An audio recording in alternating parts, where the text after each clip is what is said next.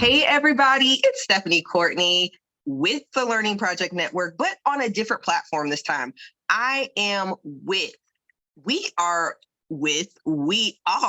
transforming all those different things. Yes, it's a complicated story, but the point that I'm getting to, we are with the Spokane Maternal and Family Champions here in Spokane, Washington. I would like to introduce you guys, Andrea Estes, my partner in crime on this project. So this is a project that she and I developed together, and you probably have been watching our journey. We went to Washington, D.C. We partnered with Mom Congress 2020. Listen, we're doing all these kind of amazing things, and we've brought so many people along with us to be a part of this journey because we know that solutions are not created by an individual. They're created by the community, and we love working together. So why not? So Andrea, why don't you introduce yourself, and then I'll introduce myself for our new viewers on this platform.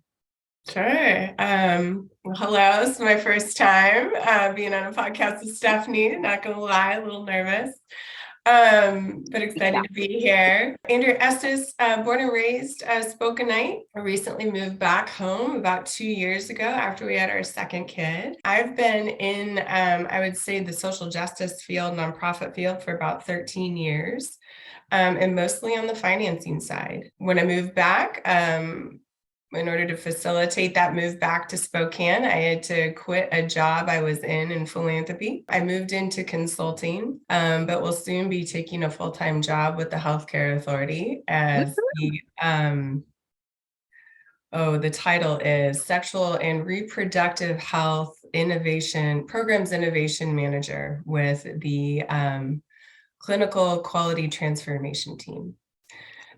So these past 2 years I've been working with Stephanie, really talking about what it means to support moms in the way in which we deserve. And there's a lot, but we're excited. We're excited to lift up our local voices and experiences. We want to talk about things that perhaps haven't been talked about or brought into the light.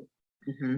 And we want to change them in a really meaningful way, and not just independently, but together. Because I think when we link arms across families and across sectors and issues is when we're actually going to see the supports that our moms and our families deserve, especially at the most vulnerable point of early childhood and pregnancy and postpartum periods. Mm-hmm. Mm-hmm. Oh my goodness, you hit that right on the head, Andrea.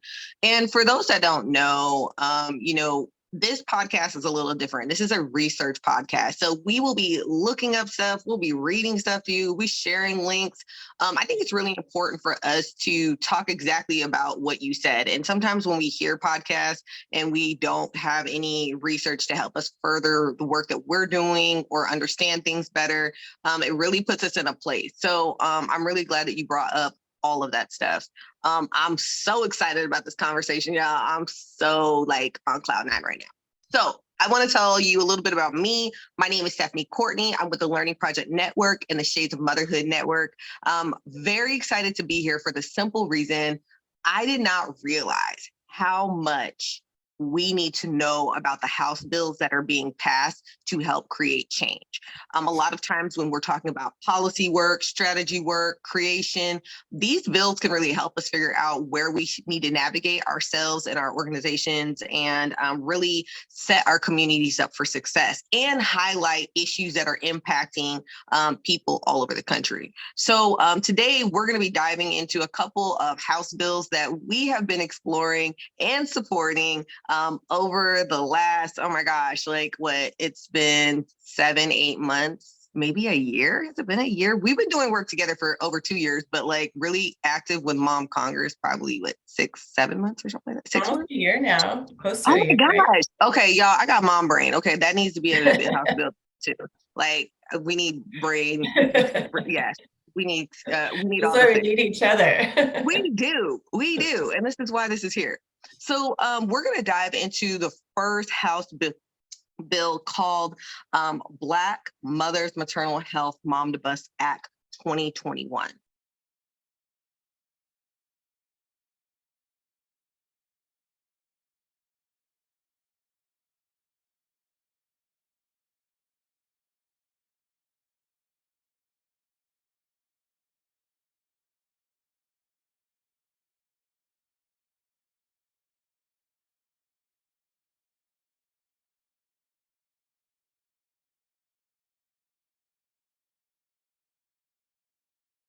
So we just went over one bill that really wraps every single bill into place. So Andrea, can you give us a quick recap on the three bills, and maybe if there's something that you want to add to one of the bills that we didn't really talk about, let's do that. Yeah, so it's just mostly those two packages, right? The Mom to Yep. Best and the Restoring Hope. And so within each of those packages is several bills that are important. And so I think, what we're asking folks is, to be aware of these, to support them as you see fit. And if something even within those and not the full Mhm. package, if it's meaningful to you to promote that and talk about it. So the Restoring Hope is, let's see here.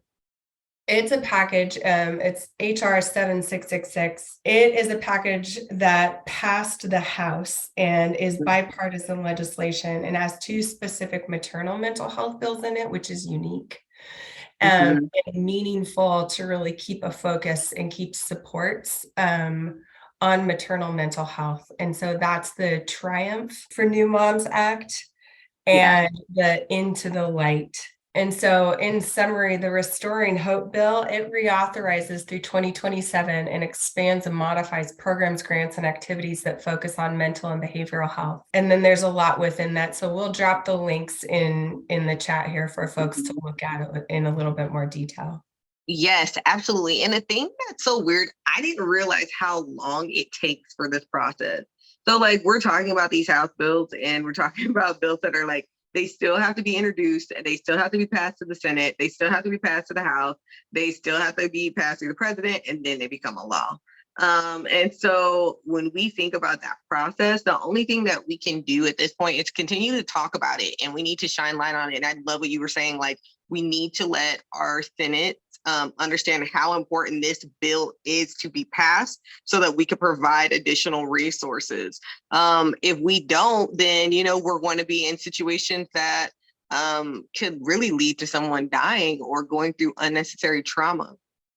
The other thing I want to say too, that why I kept saying the third bill is because we weren't planning to talk about midwives for mom. I love that bill so much. We still got some work to do on that. I'm not going to talk about that right now, but just keep it in your mind. Midwives for mom. 2023, Midwives for Mom. 2023, baby. It's gonna be going down. Anyways, I wanted to just take some time to talk about the importance of community. The more we have information and we educate one another about what's going on, how things are going, what do we need to do, that is going to help us to figure out how we need to direct, petition, and we connect to resources. And so I'm very excited about the end of the year. I feel like we did so much. Going to Washington, D.C., learning new skills, making new connections, I felt like was really powerful. And also, too, getting to hear the stories of so many people at this event, it was insane. I think one of the things that comes to mind immediately, it probably comes the same to you. There's this image, right, that they actually took a picture of on Mom Congress 2020. I don't know, I might have to just pull it up, but there's all these moms that are on the stage, and these moms actually had a stillborn, and they said their child's name during this time. Andrea was crying, I'm crying. I'm you guys know some of my journey, and to have to talk about something like that so openly in a quote unquote professional space and realize the work that we're doing is because of this image. It's because of those tears. It's because of those emotions. It's because of those darkest spaces that people are in, and there's no one to champion for those voices. And I feel like that has been a big part of what we have been trying to do, which is how do we champion for the voices that are not heard, and how do we champion for the voices that are continually speaking out, but they don't have enough voice behind them. And so I really feel like when we talk about maternal care, to me, this is a no-brainer. Everybody comes through birth. Everybody. So why would we not really look into certain spaces and say, we need to champion for change. We need to support, pieces of maternal health care that are going to provide support, but also create breakthrough. I think that's the biggest thing for me when I think about everything we're doing right now and where we want to go next year, is that we want to continue to educate people about the policies, and we want to continue to educate people about the House bills that are being passed and the laws that are being passed, so that we can really have the real conversation about what's going on in our communities. What about you, Andrea? Where do you hope for us to go? Like, what is your reflection?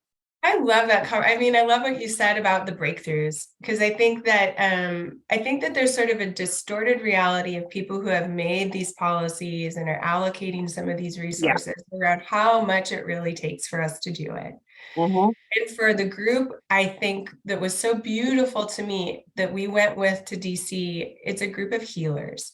It's a group of people that that are brave advocates, unafraid to move through those breakthroughs. Yes. And to talk about truths and to talk about those truths to power. I think that is the attunement that our communities need, that our families need to heal, that our generations, the Olivias, the Julias,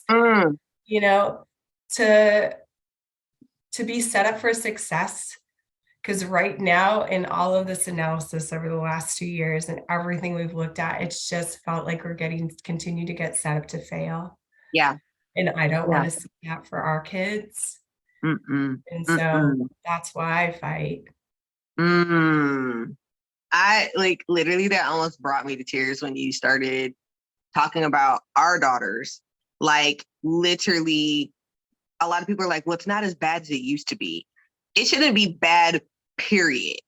It shouldn't be bad, period. Yes.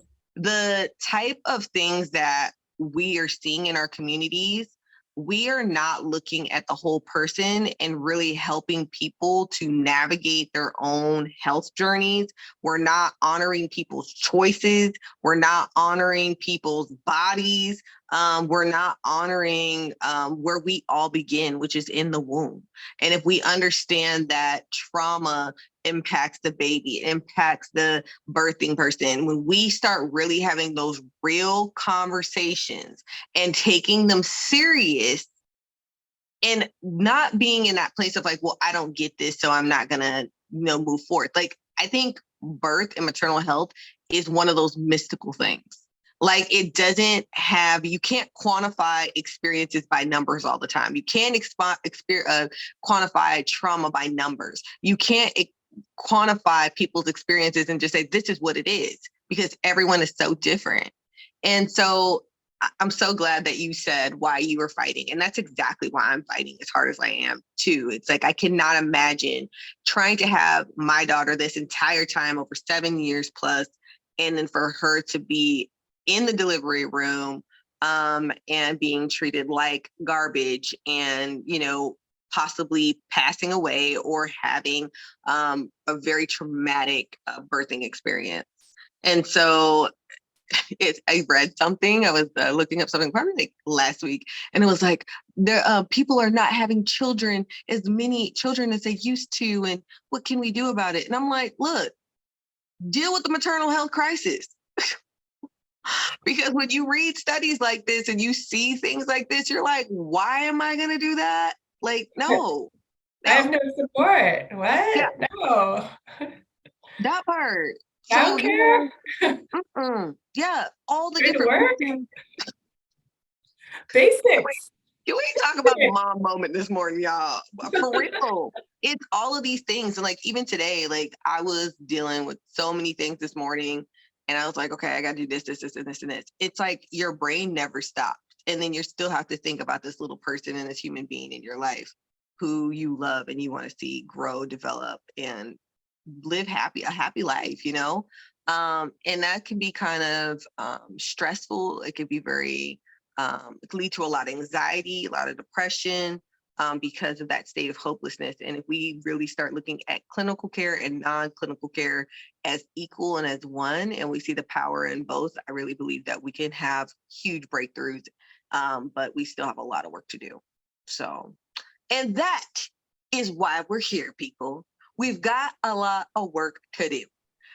We got to give a shout out to everybody in our group. We have some phenomenal people and they're busy, y'all. We did this kind of on the whim. We were like, let's make a video about, what we've been doing. What are some of the bills? How do we feel? Can you give I don't have my list in front of me, Andrea. Do you have yours? Okay. I'm pulling it up. Can you share everyone who went to Mom Congress 2020 with us? I just have to say this real quick. Shout out to Latrice Williams. She is a realtor here in Spokane. She actually is not part of the group, but she was like, what are you doing?